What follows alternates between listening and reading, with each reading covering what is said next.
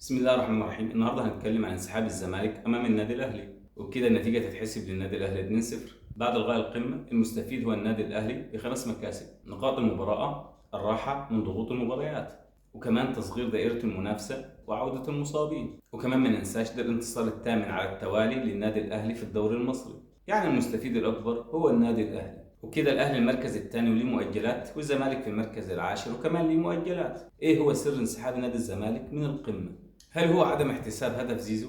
ولا زي ما بيقول المتحدث الرسمي للزمالك أحمد سالم إن الدوري يفتقر للتكافؤ الفرص بين الفرق؟ معنى كلام أحمد سالم إن اتحاد الكرة مميز الأهلي بحاجات كتير، وأنا مش عارف بصراحة يعني إيه مميزه عن فرق الدوري بحاجات كتير. أنت بتتكلم عن الأهلي أقوى فريق في أفريقيا، لعب أفريقيا وأكيد هيكون ليه مؤجلات كتير.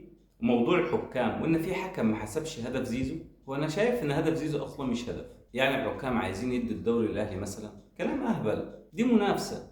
معنى كلامك انك انت غيران من الاهلي ملهاش مسمى تاني. غيران من الاهلي وده من حقك، فريق مسيطر على الدوري المصري وعلى افريقيا وعلى ابطال افريقيا، بس بدل ما تنسحب وتدفع غرامات وكمان الدوري ممكن يضيع من ايدك، العب وركز في فرقتك بدل ما تنسحب والمباراة تتحسب للاهلي، والاهلي يحتسب له اسهل 3 نقط في تاريخه. وانت كزملكاوي لو الكلام ده هيضايقك، ازاي يضايقك وانت قررت انه يحصل؟ وفي فئة كبيرة من جمهور الزمالك كانوا مؤيدين القرار ده. كويس ان احنا ننسحب، كرامة النادي وكبرياء النادي ومش عارف ايه. في نقطة مهمة قالها احمد سالم: مشكلتنا مع المنظومة مش مع الاشخاص. وقال الكلام ده مع ابراهيم فايق. وكمان قال مشكلتنا مش مباراة النادي الاهلي فقط، لكن في باقي الموسم والمنظومة كاملة. موقف الزمالك ايه في مباراة سيراميكا؟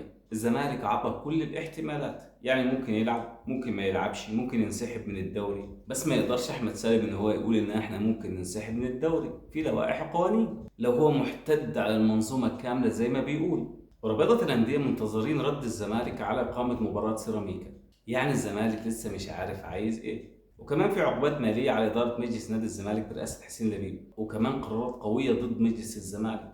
الزمالك حط نفسه في موقف صعب بسبب الانسحاب، وكمان لو انسحب من مباراة سيراميكا هيكون في ضغوطات على نادي الزمالك. في لوائح وقوانين برابطة الأندية والاتحاد المصري. قال لك في حالة إن لم يلعب الزمالك أمام سيراميكا، أول حاجة هيحرمه من المشاركة السنة كاملة، وكمان هيبدأ من الدرجة الرابعة بعد ما يخلص السنة اللي توقف فيه، وده وفقا للوائح والقوانين. وهنا الزمالك ورط نفسه وريطة جامدة، يعني إصرارك على الانسحاب أمام النادي الأهلي وأعطيت الأهلي فوز سهل، وكمان لو عاندت وأصريت أمام مباراة سيراميكا إنك تنسحب، كده الدوري ممكن يضيع من إيدك وتوقف سنة، وبعد ما تخلص السنة تنزل المركز الرابع. الدوري هيضيع من إيدك ل5 سنين لقدام. وأنا كأهلاوي مش خسران حاجة، أنا استفدت من الانسحاب واستفدت من كل شيء. الخسران أنت يا زملكاوي، واعتراضك على المنظومة كلها مش هيوصلك لشيء. إبراهيم فايق من أسبوع كان مستضيف أحمد عفيفي وكمان سيد عبد الحفيظ. عفيفي كان بيقول سيد عبد الحفيظ الحكام والمنظومة كاملة ومش عارف إيه، وإن أنت يا أهلي جامد عشان كل المميزات دي في إيدك، وقعد يقول كلام يعني. وعشان معاك المميزات دي هتكون أنت جامد، أي فريق في الدنيا لو معاه المميزات دي هيكون هو جامد.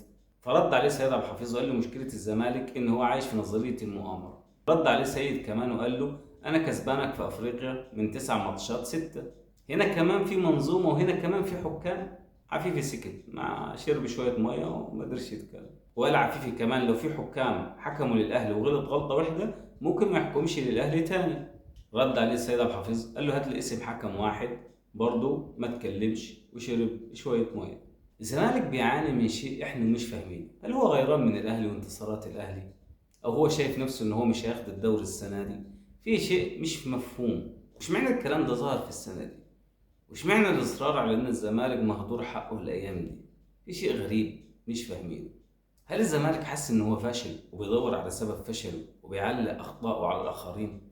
بيعلق أخطائه على اتحاد الكورة وعلى الحكام وعلى المنظومة كاملة؟ ليه ما تحاولش تعالج أخطائك؟ وليه ما تشتغلش على نفسك؟